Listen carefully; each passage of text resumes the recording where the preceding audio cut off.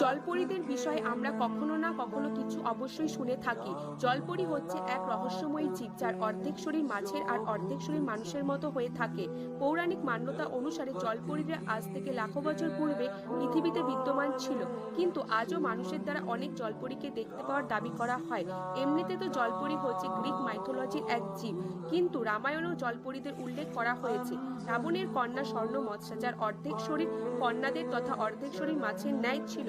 যখন হনুমান ও বানর সেনারা রামসেতু নির্মাণ করছিল, সেই সময় স্বর্ণমৎসা আসে সমুদ্রের নিচ থেকে সেতুর পাথর চুরি করে নিত, যাতে রামসেতু নির্মাণে বাধা উৎপন্ন হতে পারে। হনুমান যখন দেখে তাদের পাথর চুরি হয়ে যাচ্ছে, তখন সে সমুদ্রের নিচে যায় আর দেখে এক মৎস্যকন্যা তাদের পাথর চুরি করে নিচ্ছে।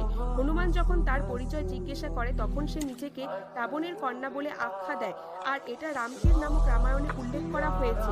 ভগবান রামের ভক্ত হয়ে থাকলে কমেন্টে জয় শ্রীরাম অবশ্যই